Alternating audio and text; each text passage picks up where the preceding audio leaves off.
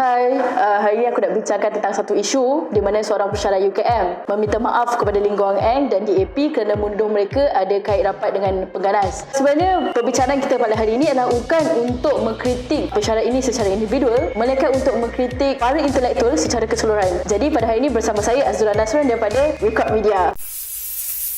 Sebenarnya, sebagai seorang graduan di UKM sebenarnya, dan juga sekarang sedang belajar di UM, aku nampak ada satu perkara yang macam tak jelas lah dalam pada pensyarah-pensyarah yang ajar. Tapi sebagai anak murid, di dalam kelas aku akan selalu bertanya soalan. Aku akan terus mengkritik secara depan-depan. Tetapi aku tidak pastilah dalam kelas yang lain macam mana. Tetapi bila tanya kawan-kawan, memang jelas bagaimana kebanyakan pensyarah suka untuk mengikut acuan yang mereka faham atau yang mereka suka sangat, sehingga kan mereka tidak menjadi adil kepada bahagian ilmu-ilmu yang tidak diberi kepada orang lain, yang mungkin lebih bagus, yang boleh dikritik lagi, yang boleh dipanjangkan lagi. Jadi sebenarnya yang aku nak cakapkan adalah ada satu perkara yang dalam dunia politik yang sangat teruk sekarang ni, ada perkara yang kita kena betulkan. Kemungkinan orang kata untuk mensettlekan masalah-masalah politik sekarang, kita perlu ekonomi yang bagus, kita perlu wang, kita perlu kembalikan wang kepada rakyat. Tetapi aku rasa buat masa sekarang ni, wang itu adalah satu benda yang boleh dikorupsikan. Wang adalah sesuatu yang boleh membeli kuasa. Wang adalah satu benda yang tidak jelas. Tetapi yang aku rasa benda paling penting untuk kita ada sekarang adalah untuk para intelektual keluar daripada pemikiran diorang, keluar daripada kefahaman diorang yang mereka pegang dan mengajar ilmu yang mampu untuk mengangkat keadilan sosial. Ya, kalau dalam dunia pesantren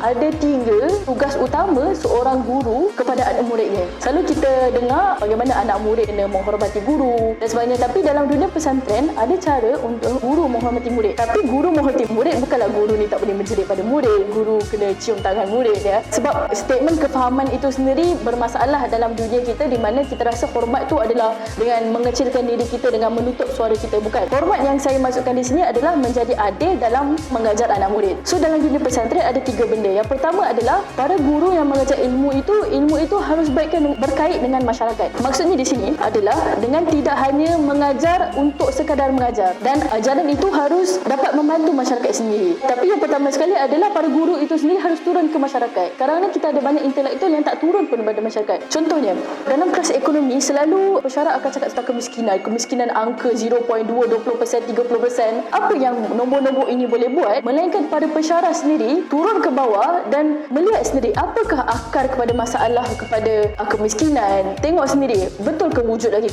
kemiskinan dan sebagainya. Sebab sekarang ni, saya sendiri sem lepas saya belajar tentang kemiskinan, pensyarah yang sama, slide yang sama, tiba-tiba masuk semester ni saya belajar benda yang sama sebiji lagi. Tetapi kemiskinan tidak berubah di Malaysia ni. Adakah kita akan belajar kemiskinan untuk 10 tahun akan datang lagi dalam keadaan kemiskinan masih banyak? Ya, dan inilah contohnya, kalau intelektual keluar daripada bilik kuliah dan selesaikan isu kemiskinan di luar, saya rasa kita tak akan membincangkan isu yang sama dalam 10 tahun akan datang. Yang kedua, apa yang diajar pada guru pesantren untuk menghormati muridnya adalah jangan burukkan ilmu yang kau tidak ajar. Okey, kalau kita tengok kepada silibus pendidikan sekarang ni, kebanyakannya mungkin daripada corak institusi. Maksudnya institusi telah menetapkan sejarah kena ajar benda ni, ekonomi kena ajar benda ni. Bagi saya tak ada masalah untuk seorang guru mengikuti silibus tersebut, tetapi bagi saya juga pensyarah harus mengkritik kalau benda tu ada masalah. Pensyarah harus membawa satu idea lain dan tidak hanya mengangkat satu idea tu. Sebab kita tengok banyak pensyarah yang contohnya dia sokong PAS, habis semua benda dia kaitkan, Islam ini bagus, sejarah Islam ini Islam. Tapi betul ke?